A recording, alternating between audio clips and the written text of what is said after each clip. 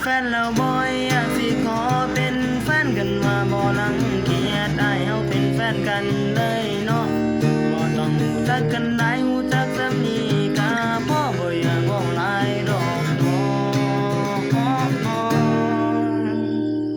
เป็นแฟนกันเนาะน้องลา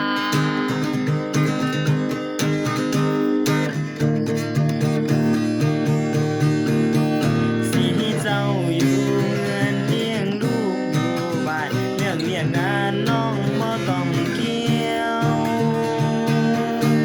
ว่าเจ้ามีแฟนแล้วบ่อยากสิขอเป็นแฟนกันว่าบ่รังเกียจอ้ายเฮาเป็นแฟนกันได้เนาะบ่ต้องรู้จักกันหลายรู้จักซ้ำนี้ก็พอบ่อยากเว้าหลายดอกเนาะ เป็นแฟนกันน้องลาเจ้าบ่ดีเด็กจะเป็นทำไมนะ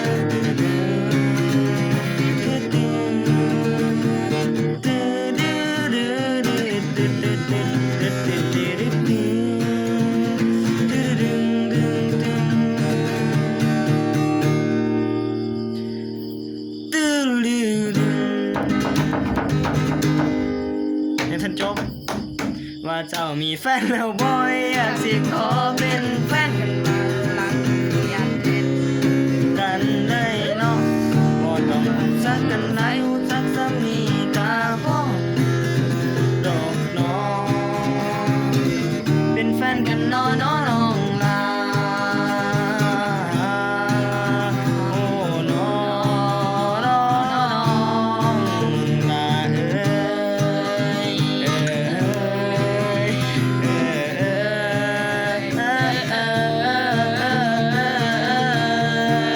ย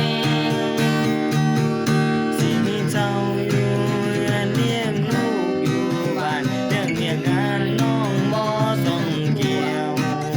เพียงแต่ว่าตกลงเป็นแฟนกับอ้ายเนาะล่ะอ้ายสิให้ขันหมากมาสู่ขอน้องนาอ้ายสิให้ขันหมากมาสู่ขอน้องนา เจ้ามีแฟนแล้วบ่อยากสิขอเป็นแฟนกันว่าบ่รังเกียจอ้ายเฮาเป็นแฟนกันเลยเนาะบ่ต้องรู้จักกันหลายรู้จักซ้ำนี้ก็พอบ่อยากเว้าหลายดอกเนาะเป็นแฟนกันเนาะ น้องลา เป็นแฟนกันเนาะ น้องลา เป็นบ่ เป็น